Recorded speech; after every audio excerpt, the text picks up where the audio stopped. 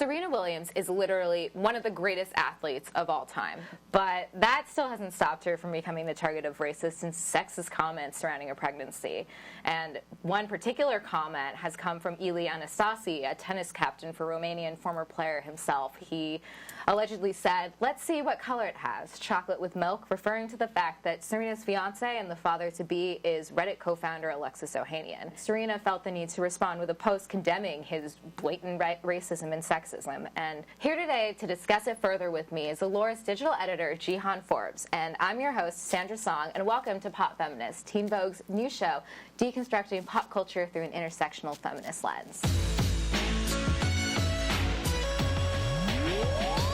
The easiest place to start is explaining the concept of misogynoir. So basically, I think when we talk about Ilie Anastasi's comments, we have to think about, misogynoir and what it is. So misogynoir is like misogyny, but kind of aimed at black women, hence the noir, French for black.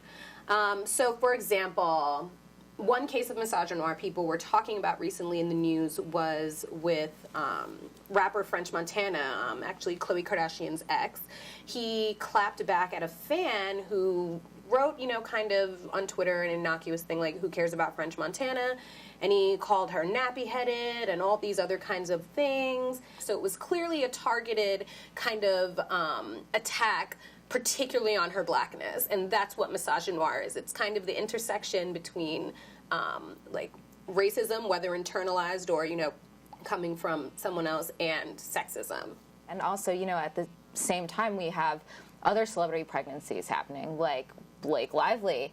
I didn't even know she was having a kid for a second. Or Jessica Biel and Justin Timberlake just had a baby. You don't hear anybody saying, "Ooh, I wonder if Blake Lively's kid is going to have blonde hair and blue eyes like her.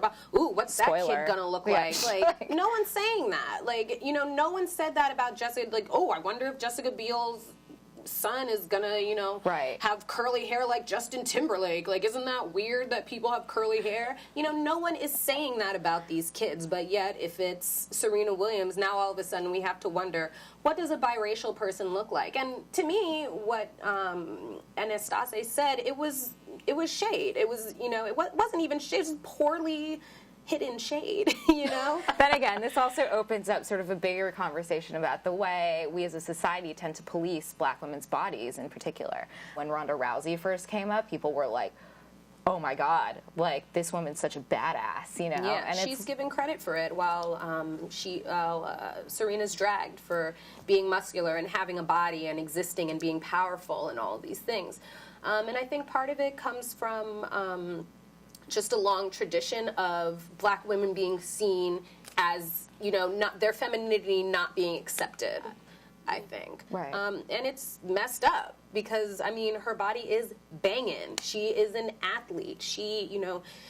The best athlete. The greatest athlete of our time. Like, what we're talking about her muscles, like, "Oh, she has muscles." Yeah, girl, she does have muscles because she's an athlete. Like, duh.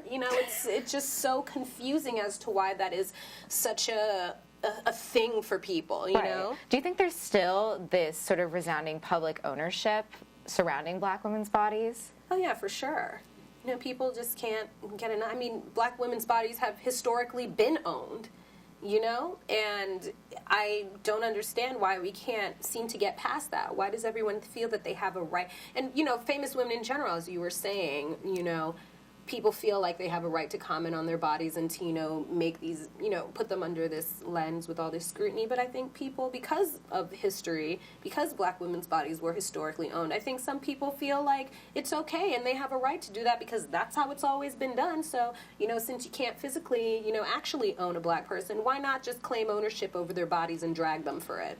Right. So what can some of our viewers do if they're at home, they see an instance of misogynoir come up, they're like, that's not cool, especially if it's like, if someone starts talking about Serena.